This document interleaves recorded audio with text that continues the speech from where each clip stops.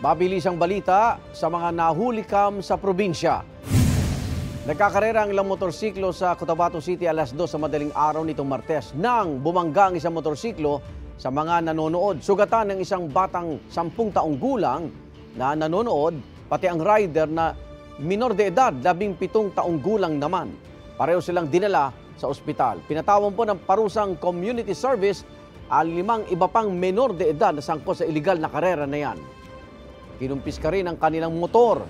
Dahil sa insidente, nagpapatupad na ngayon ng curfew sa mga kabataan sa lungsod. Nahulikam din ang salpukan ng bus at kotse sa Agoo, La Union. Sa CCTV, makikitang sinakop ng kotse ang linya ng bus na naging sanhi ng salpukan. Ligtas ang bus driver at ang 2 niyang pasahero.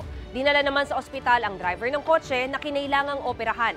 Napag-alamang opisyal pala siya ng Commission on Elections sa Region 1. Ayon sa kanyang asawa, halos wala pang tulog ang COMELEC officer dahil galing sa pulong sa Cebu at pauwi na sana ng maganapang aksidente. Wala raw silang balak magsampa ng reklamo laban sa kumpanya ng bus.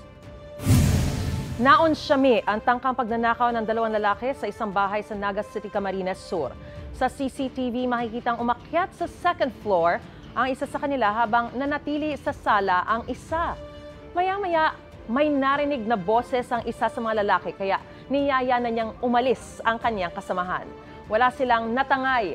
Nagmamonitor pala sa CCTV ang kaanak ng may-ari ng bahay na nasa ibang bansa. Kaya sila nakita. Huli. Igan, mauna ka sa mga balita. Mag-subscribe sa GMA Integrated News sa YouTube. Sa mga kapuso abroad, subaybayan nyo kami sa GMA Pinoy TV at sa www.gmanews.tv.